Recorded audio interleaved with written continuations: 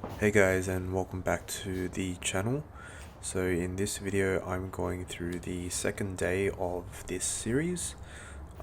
This morning I woke up not feeling as energized or as lively, and I was a little bit sore, which is good.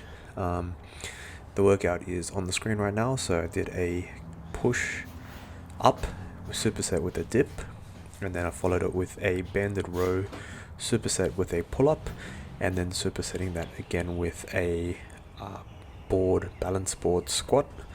And then the last movement I do is a dumbbell lateral flexion for my core, superset that with some lunges, and then I went for a jog with my wife.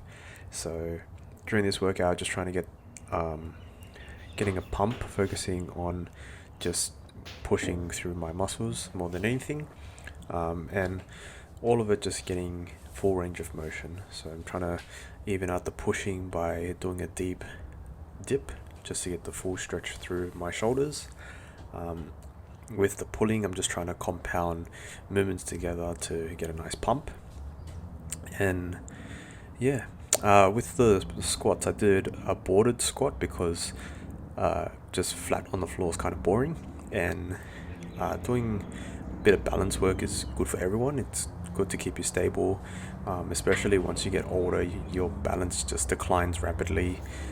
If you fall over, your balance is crap, you're going to fall over, you're going to break a hip, and the stats for a hip fracture is dropping your mortality down to 1, which means that after you break a hip, you're more likely to die in the next year after. So please work on your balance as soon as you can and keep your balance as strong as possible throughout your whole life. So yeah, watch me doing some exercises.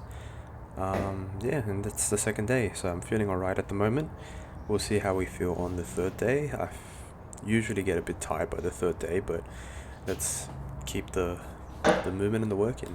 So I'll catch you guys tomorrow.